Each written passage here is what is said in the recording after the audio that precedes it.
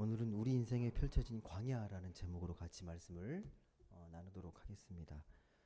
오늘은 이제 5월은 가정의 달이고 오늘은 이제 어린이 주일입니다.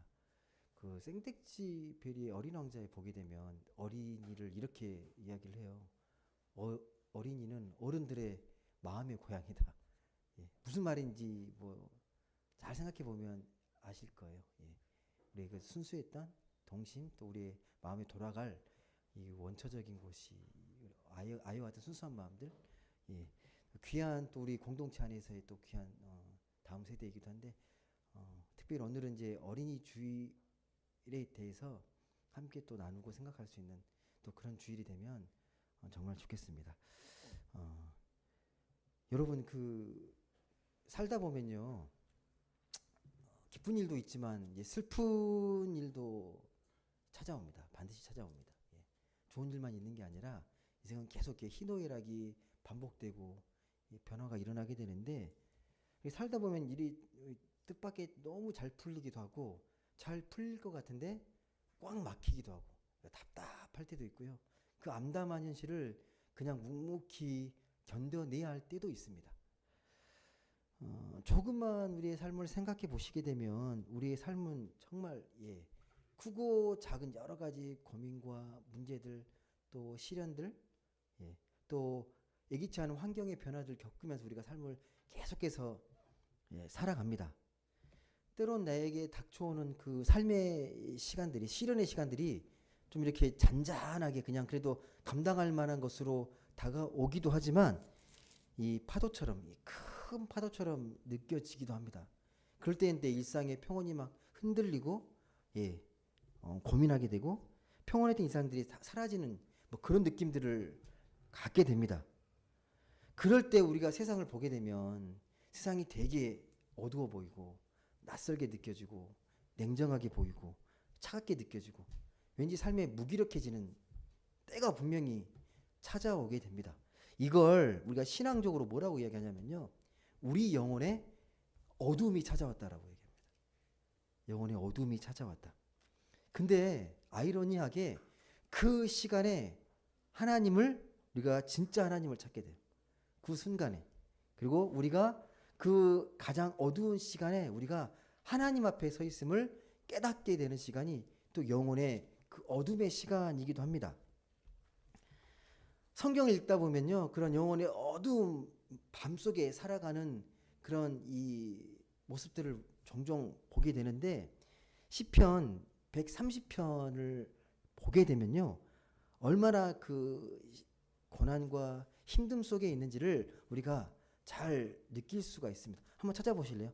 시편 130편 1절과 2절의 말씀입니다.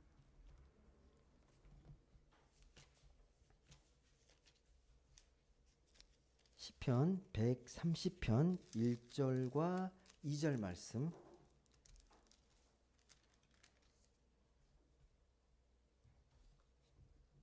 한번 같이 읽어보겠습니다. 시작.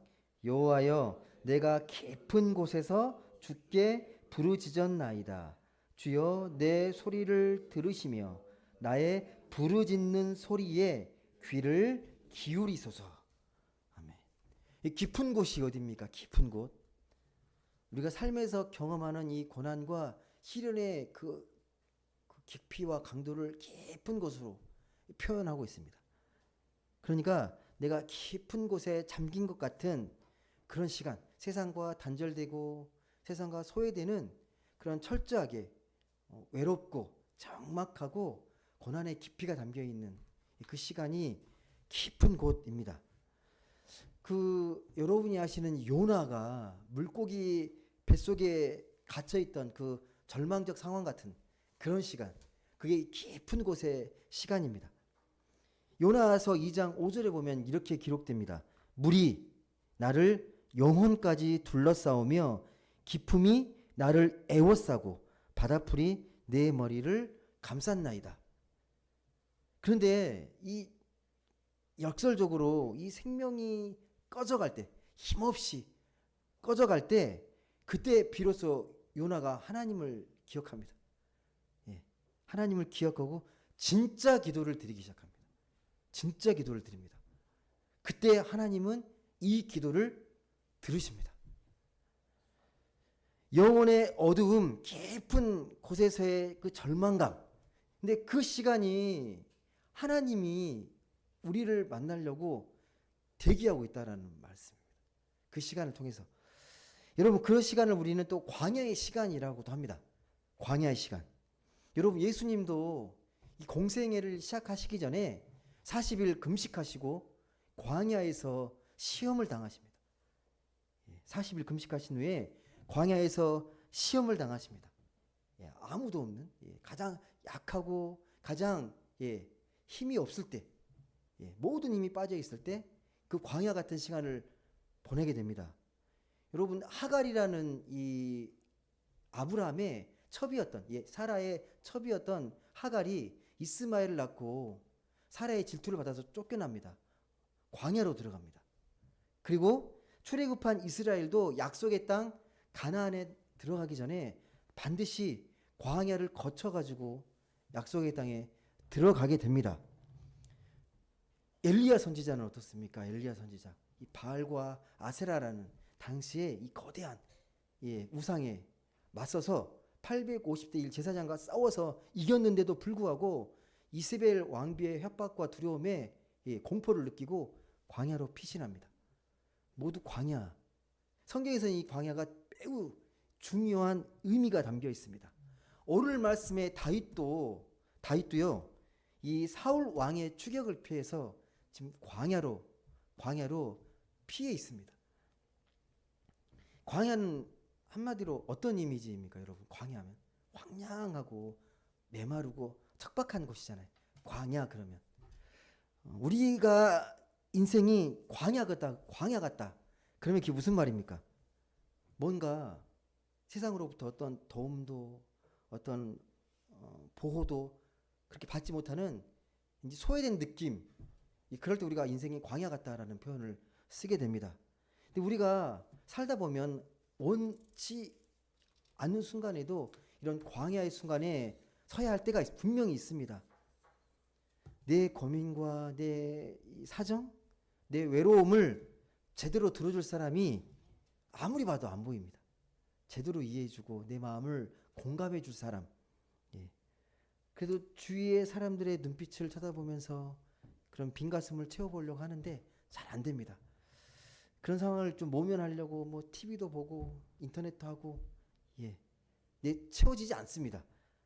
광야로 내몰리는 순간 우리는 가장 뭘 먼저 느끼게 되냐면 내가 이렇게 연약하구나. 내가 이렇게 취약한 존재구나 라는 걸 깨닫게 됩니다. 그런 광야의 순간에 점점 예민해지고 위험이 사방에서 이렇게 나를 덮칠 것 같은 불안감, 삼킬 것 같은 두려움 이런 것들을 느끼게 됩니다. 이게 광야예요. 광야가 좀 우리가 느끼기에 눈에 보여지는 이 현상적으로 보게 되면 매우 황량하고 척박하고 메마른 곳입니다. 근데 광야는요, 성경적으로 또 중요한 의미가 있는데 시험의 장소로 많이 광야가 상징이 되어 있습니다. 성경에서 시험 그러면요, 두 가지 긍정적 의미도 있고 부정적인 의미가 있습니다. 이 출애굽한 이스라엘 백성들이 이제 광야에서 위기 때마다 하나님을 부인하고 부정하고 의심하고 능력을 시험했습니다. 그 하나님의 은혜를 계속 체험하면서도 위기가 닥칠 때마다 하나님 의심합니다. 시험합니다. 시험의 부정적인 의미죠. 근데 하나님도 마찬가지로 이 이스라엘 백성들이 하나님을 얼마나 신뢰하는지 그들을 시험하십니다. 시험에 대한 중요한 우리가 그 의미를 잘 이해하셔야 되는데 고린도 후서 13장 5절에 보게 되면 그 우리가 시험을 어떻게 바라봐야 되는지가 명확히 기록되어 있습니다. 고린도 후서 13장 5절 말씀 한번 읽어보겠습니다. 고린도 후서 13장 5절 말씀입니다. 고린도 후서 13장 5절 말씀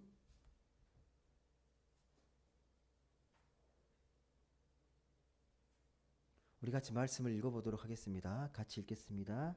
시작. 너희는 믿음 안에 있는가? 너희 자신을 시험하고 너희 자신을 확증하라. 예수 그리스도께서 너희 안에 계신 줄을 너희가 스스로 알지 못하느냐? 그렇지 않으면 너희는 버림받은 자니라. 아멘. 분명히 얘기합니다. 너희가 지금 믿음 안에 있는지 너희 자신을 시험해보라. 긍정적 의미입니다. 너희 자신을 그래서 확증해라.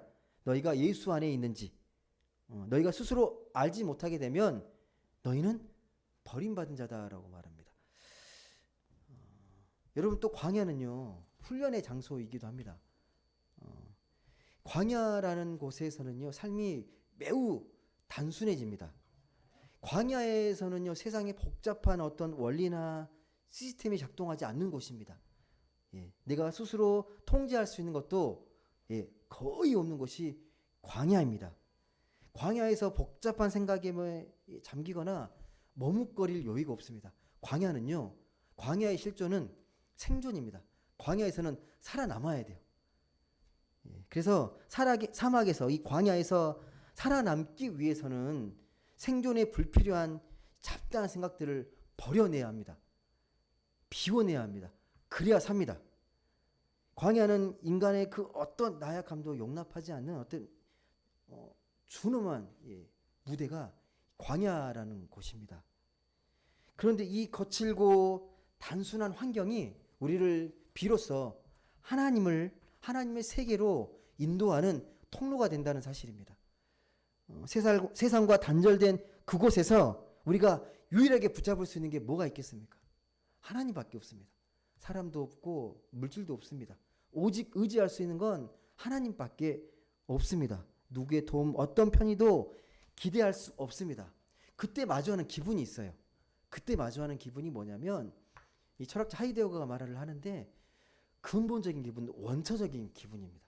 아무것도 없고 아무것도 의지할 수 없을 때 내가 느끼는 그 기분을 근본적인 기분, 근본 기분이라고 말합니다. 원초적인 상태에서 느끼게 되는 기분. 그 기분이 뭐냐? 깊은 불안감, 그리고 죽음처럼 느껴지는 무기력한 권태를 느끼게 됩니다. 우리는 이 광야에서 세상을 이전과는 전혀 다르게 볼 수밖에 없게 됩니다. 내가 늘 일상에 익숙했던 세상이 아니라 광야처럼 느끼게 되면요, 실상을 보려고 노력하게 돼요. 진짜 근본이 뭔지, 삶의 본질이 뭔지를 깊이 생각하게 됩니다. 그 기분을 근본 끝으로 몰아가는데 그게 내가 얼마나 위태로운 존재인지를 알게 됩니다. 그 기분의 끝에서. 그리고 나를 내려놓고 영원하신 하나님을 만나야 된다는 것, 또 깊이 만나야 된다는 것을 그 기분 속에서 느끼게 됩니다. 여러분 혹시 이런 기분 느끼게 보셨습니까? 삶의 그 정말 깊은 절망감 속에서 그 어떤 것도 의지할 수 없을 때, 하나님밖에 의지할 수 없는 그 상황에서 그 벼랑 끝에 서 있는 그 심정으로 간절히 하나님만 찾을 때 그런 경험 해보시지 않으셨습니까? 오늘 말씀에 보시게 되면 다윗도 이 광야의 시간을 지금 견뎌내고 있습니다. 언제 죽을지 모르는 그 죽음의 공포 속에서 광야의 시간을 견뎌내고 있습니다. 다윗이 여러분 누굽니까? 다윗이 어떻게 이 성경의 무대에 등장하게 됩니까? 역사의 무대에. 골리앗과 싸움에서, 엘라 골짜기에서 골리앗과의 싸움에서 승리하면서 역사의 무대에 등장하게 됐고 영웅으로 부상하게 됩니다. 그런데 이 영웅이 되자마자 어떻게 보면 다윗에게는요, 이제 시련이 시작되는 시간입니다. 이제 모든 시선이요, 다윗에게 쏠립니다. 모든 백성들의 시선이. 사울은 천천히요, 다윗은 만만이라고 외치면서 다윗의 인기가 하늘 높은 줄 모르고 올라갑니다. 그런데 이걸 지켜보는 사울 왕의 마음은 매우 불편합니다. 부하가 아니라, 신하가 아니라 질투의 시선으로 바라보면서 그의 마음은 점점점 불안으로 바뀌게 되고 다윗을 향한 질투가 끝없이 펼쳐지게 됩니다. 그 질투가 변해서 살이가 돼요. 쟤는 죽여야 되는구나라고 살이가 됩니다. 그 순간부터 다윗은 계속 쫓기는 신세가 됩니다. 다윗이 도망자 신사가 돼서 망명을 하게 돼요. 블레셋 족속이 이방 족속인데 살아남기 위해서 거기서 망명하게 됩니다. 근데 거기서도 위협을 느끼니까 이번에는 아둘람 굴에 피해서 지내게 됩니다. 근데 그곳에서도 위기를 느껴서 다시 십광야인 산간지옥으로 들어갑니다. 근데 거기서 또 위협을 느껴가지고 아라바에 있는 마혼 광야에 숨습니다. 한마디로 계속 도망가는 신세예요. 얼마나 신세가 처량합니까?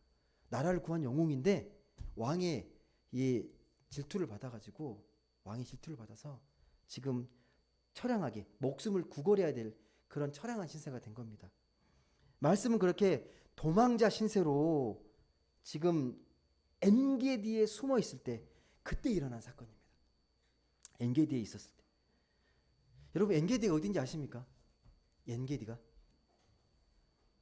제가 그 신대원 사망회 때 성지 순례를 간 적이 있었는데 그 다윗의 이 피난처를 이렇게 도는 코스가 있었어요.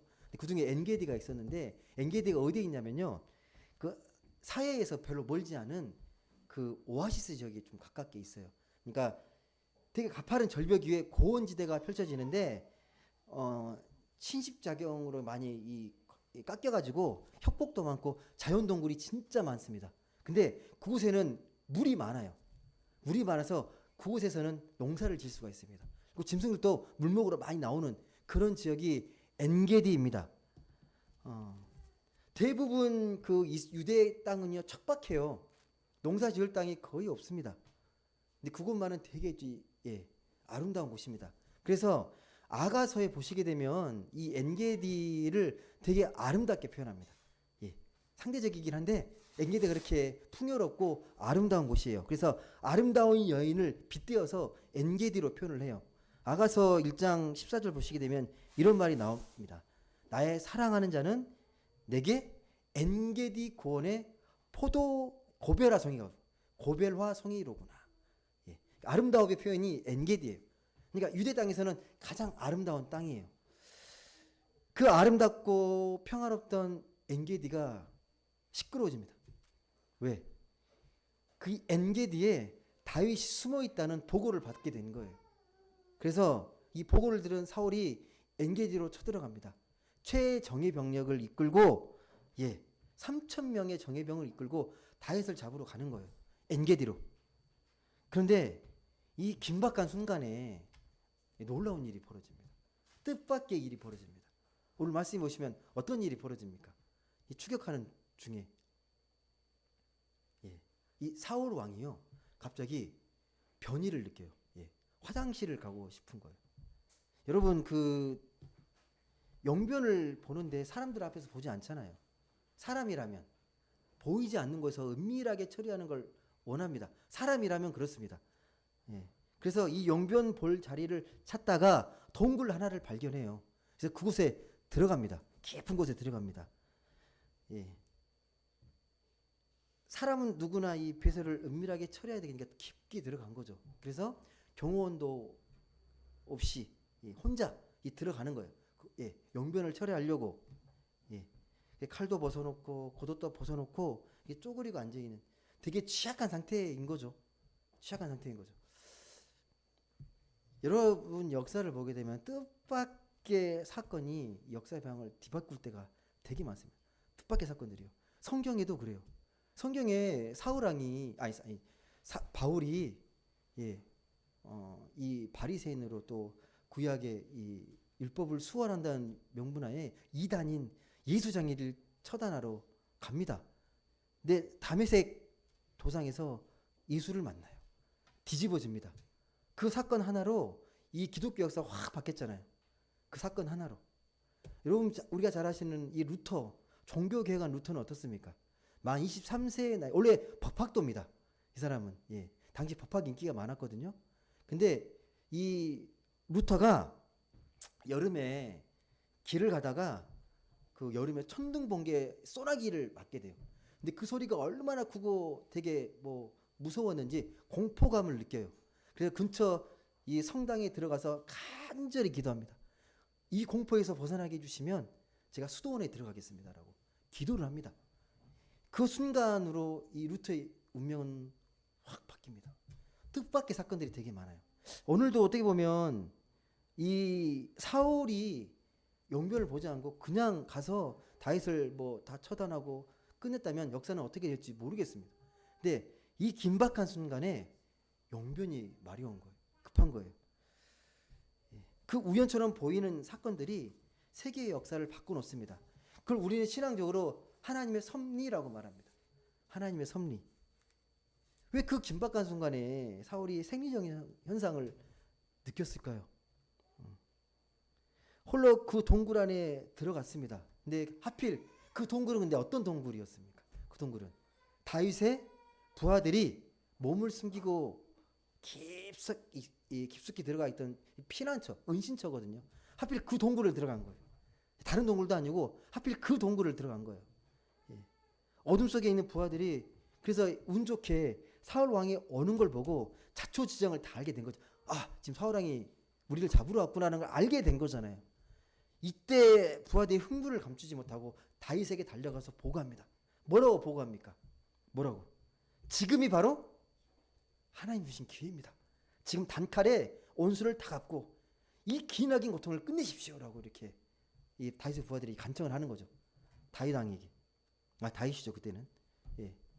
다윗 왕이 반응을 어떻게 보입니까? 그러면 얼커니 그렇게 하는 게 아니라 다시 뭐라 그럽니까? 그 거센 요청을 거절하고 홀로 숨죽이면서 그 다윗이 사울이 있는 동굴로 혼자 들어갑니다. 그리고 조용히 그가 벗어놓았던 겉옷자락을 베고 나와요. 멀리 떨어져 있으니까 옷을 벗어놓고 들어왔으니까 겉옷자락만 베고 나옵니다. 근데 이것도 다윗이 양심에 찔려가지고 고백을 하잖아요. 그렇게 한 것도 양심의 가책을 느낍니다. 지금 사울 왕은 이런 일이 벌어지는 줄 꿈에도 모르고 있어요. 이런 상황들을. 사울은 지금 이제 홀가분한 기분으로 시원한 기분으로 나와서 협곡을 건너 반대편으로 이제 건너갑니다. 이때 다윗이 기다리고 있다가 자신의 모습을 드러내고 사울을 목 놓아 부릅니다. 그 순간에 사울이 뒤를 돌아봅니다. 그때 다윗이 땅에 엎드려 절을 하고 이렇게 간절하게 호소합니다. 오늘 말씀은 아닌데 9절에 뭐라고 이야기하는지 한번 보시겠습니까? 9절 말씀 한번 읽어보겠습니다. 시작.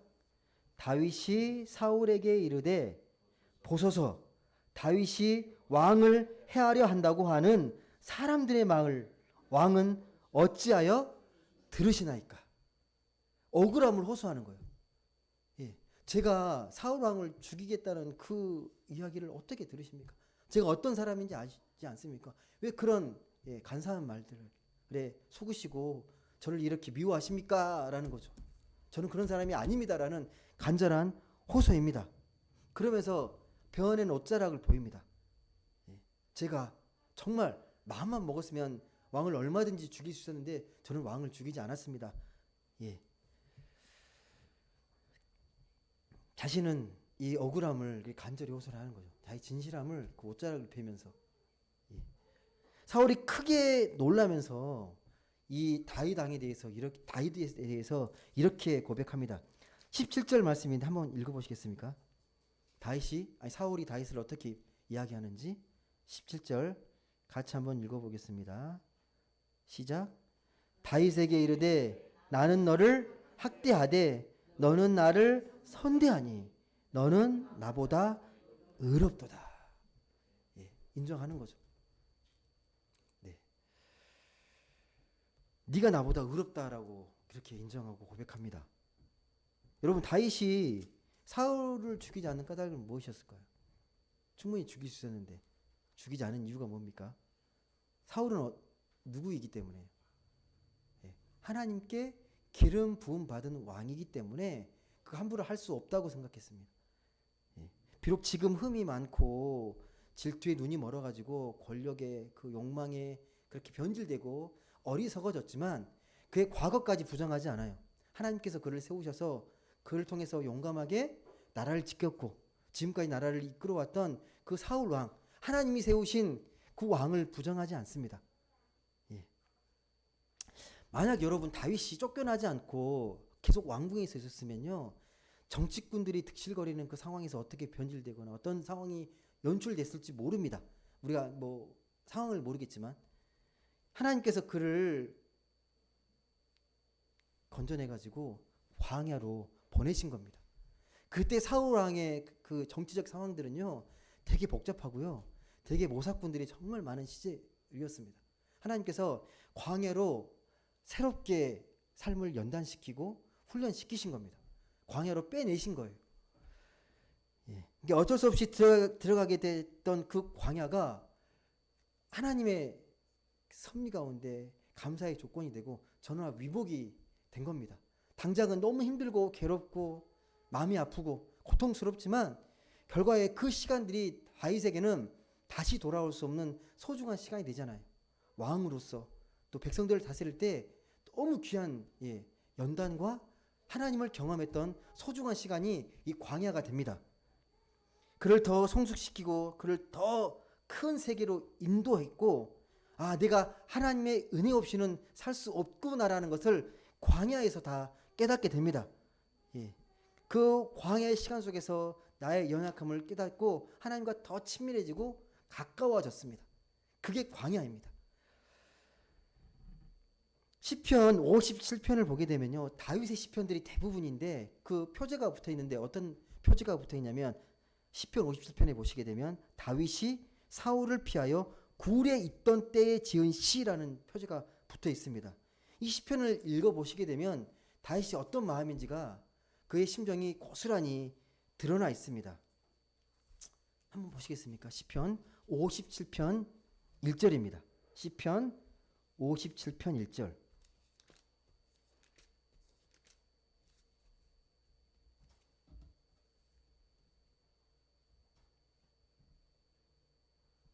시편 57편 1절 한번 같이 읽어보겠습니다. 시작. 하나님이여 내게 은혜를 베푸소서. 내게 은혜를 베푸소서.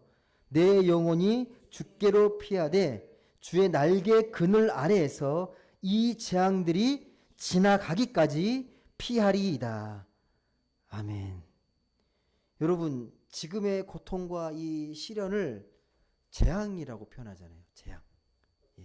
내게 제발 은혜를 주십시오. 은혜를 베풀어 주십시오. 주의 날개 그늘 아래에서 재앙이 다 지나갈 때까지 저를 피하게 해주십시오라고 간절히 기도하잖아요. 고통이 얼마나 힘들면 재앙이라는 표현을 쓰겠습니까? 재앙이라고 씁니다.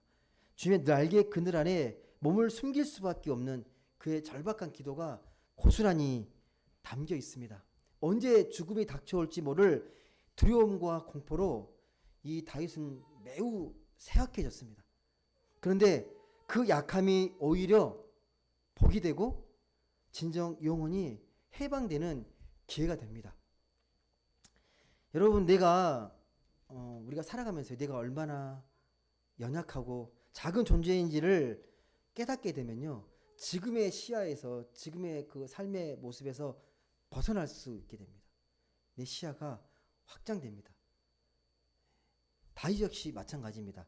삶의 계속되는 위기 속에서 하나님의 돌보심과 보호하심을 계속 맛보게 됩니다. 그 경험들이 켜켜이 쌓여가지고 그를 더 큰 존재로 하나님께서 빚어가셨습니다. 우리도 마찬가지입니다. 우리가 삶 속에서 위기의 순간들이 찾아오고 고난이 찾아오고 시련 속에서도 우리가 그래도 희망을 갖는 건 하나님이 늘 함께 하시면서 우리를 더 나은 생명의 길로 인도하시리라 믿기 때문입니다. 말씀을 맺겠습니다. 혹시 여러분은 지금의 삶에 만족하십니까? 이 정도면 그래도 잘 사는 것 같다. 만약 만족하신다면 그 시간을 허락하신 주님께 깊이 감사하시면 좋겠습니다. 혹시 내가 마음에 여러 가지 시련과 고난의 시간을 보내고 계신다면 지금 당장은 내가 알 수 없어도 분명히 이 시간들을 내가 잘 견뎌내고 잘 살아내면 더 큰 하나님의 세계로 나를 이끄시리라. 하나님께서 더 큰 은혜로 내 삶을 예비해 주실 거다 믿고 더 하나님을 사랑하셨으면 좋겠습니다. 광야의 선것 같은 두렵고 이 막막한 시간이 우리들에게 찾아오더라도 우리는 이 시간들이 하나님과 더 깊이 연결되고 또 하나님과의 관계가 더 깊어지는 그런 순간이구나, 그런 기회이구나라고 우리는 깨달아야 합니다. 내 삶의 자리가 비록 황량한 광야 같을지라도 그곳에 여전히 늘 같은 시선으로 같은 마음으로 함께 계신 주님이 계십니다. 그래서 변함없는 은혜로 나를 안아주시는 그 주님의 사랑을 우리가 더 경험할 수 있게 된다면 우리는 세상 그 누구보다도 행복한 사람입니다. 이번 한 주도 내 삶에 어떤 일이 펼쳐지더라도 삶에 너무 걱정과 염려 속에 두려워하지 마셨으면 좋겠습니다. 그럴수록 우리가 주님을 더 의지하고 주님의 은혜를 기대하면서 나의 몸을, 나의 영혼을 온전하게 하나님께 맡기시면 좋겠습니다. 그래서 하나님이 예비해 주신 참 생명을 온전히 경험하고 그것들을 느끼면서 참 평안 속에 살아가는 그런 모든 분들 되시길 주님의 이름으로 간절히 소망합니다. 기도하겠습니다. 사랑과 은혜의 하나님 감사드립니다. 오늘도 이렇게 귀하고 복된 주일을 맞아 하나님께 예배하게 하시니 감사드립니다. 하나님 앞에서 우리가 하나님 없이, 하나님의 은혜를 기대함 없이 그냥 맹목적으로 살아가는 모습은 아닌지 늘 우리를 돌아보게 하시고 우리의 삶이 늘 하나님의 은혜 속에 주의 날개 그늘 아래 우리의 모든 삶을 잘 숨기고 하나님의 은혜 속에서 진정한 꿈을 펼쳐나갈 수 있는 우리 모두가 되게 하여 주옵소서. 하나님이 기뻐하시는, 하나님이 소망하시는 그런 삶을 우리가 온전히 살아낼 수 있도록 하나님께서 늘 지혜를 주시고 성령의 능력으로 함께하여 주옵소서. 어떠한 순간에도 하나님은 나를 지키시고 나와 함께 하시고 나를 은혜 속에서 나를 예비하신 그 생명으로 인도하시는 분임을 늘 깨닫고 주님께 더 가까이 나아가 주님과 연결되고 주님이 예비하신 축복의 삶을 살아가는 우리 모두가 되게 하여 주옵소서. 모든 삶을 주님께 의탁드리오며 이 모든 말씀 살아서 역사하시는 예수 그리스도의 이름으로 간절히 기도드립니다.